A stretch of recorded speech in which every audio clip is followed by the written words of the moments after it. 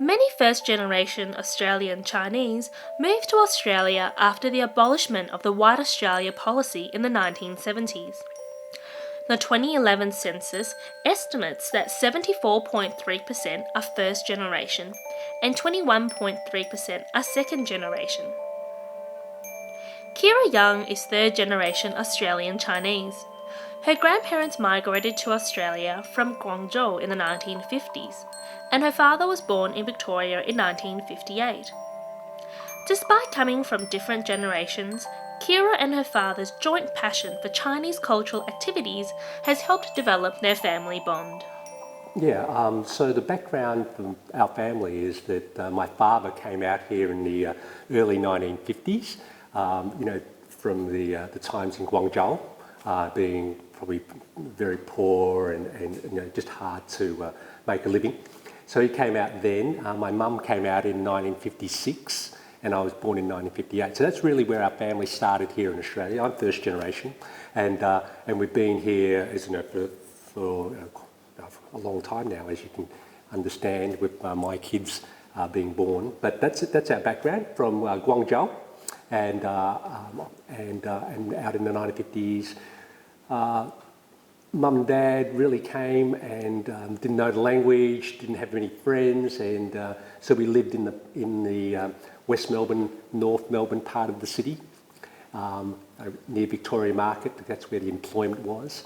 So mostly all our friends were around that area, and that's really culturally where we came from. Oh, it's very Australian in a way, because there were a lot of migrant families.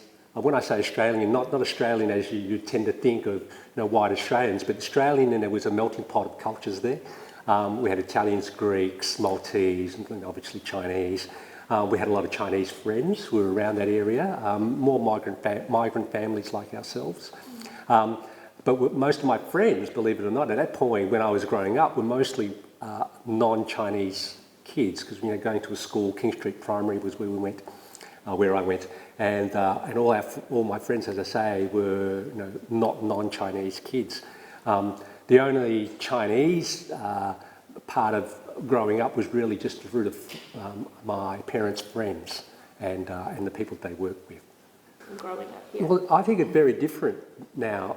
Whilst all of my kids have Australian friends, they have an equal number, if not more, Chinese Australian friends.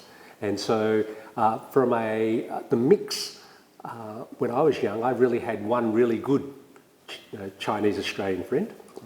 And I think my children have many. So in a way, they've been more exposed to Chinese, I'll say cultural influences than I was when I was at their age, when young, under 10. Yeah. They were a kid.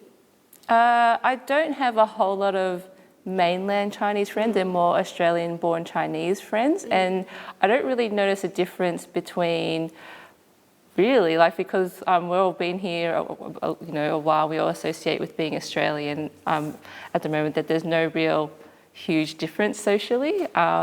Maybe with people who have come and they're the first generation over here, they sort of maybe stick to themselves a bit more, but and speak in their language. And I think that's the only real difference that I see.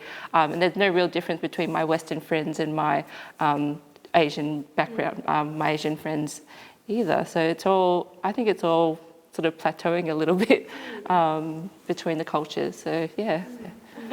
Well, I actually can't speak Chinese. So me and my brothers never learnt Chinese because we were given the option to go to Chinese school. We weren't forced to do it, and so I regret that now. But and so most of my friends, we all speak English with each other. I do have a few friends who they might speak a few Chinese or in Mandarin or Cantonese together, and it's just a few maybe comments, but I haven't really experienced that lately, and yeah. So our involvement in Hongai Yaoshu Martial Arts School goes back a long way. So whilst I said earlier that when I grew up, I was with migrant families and Australian kids. So my parents realised, or more my mother realised, that I wasn't really associating with many people from a Chinese background. So when I was about 13, she suggested that I join Zhongma Jiningwei, Chinese Youth Society of Melbourne, and which I did, and that was really my first main exposure to broader Chinese culture. Now, prior to that, I'd gone to Little Bourke Street and done all the things that everyone does when they're young, in terms of eating at restaurants and going to weddings and those sort of things. But in terms of being exposed to a broad group of Chinese Australians, or in fact Chinese, it wasn't until that time in 1972 that I was actually immersed in it. And through that process with CYSM, Chinese Youth Society of Melbourne, through that process of being there, I was introduced to martial arts, Chinese martial arts, introduced to lion dancing, and there was a Chinese school there, of course, as well. So it's through that, and really a long time spent practicing with that we eventually formed the Hongar Yaoshu Martial Arts School as an offshoot of CYSM, and which we continue to this day. So that's, for me, that's an association with CYSM that's spanned 40 plus years. HGYS as an entity has been around almost 30 years. We started in 1986, so that's it's a fairly long time, but that's the association with why we had this school, because of the interest that I and a group of friends had in martial arts, and specifically Chinese martial arts, a desire to spread that culture, or to keep that culture going, and a way of keeping all of our community together in terms of both our families and our friends.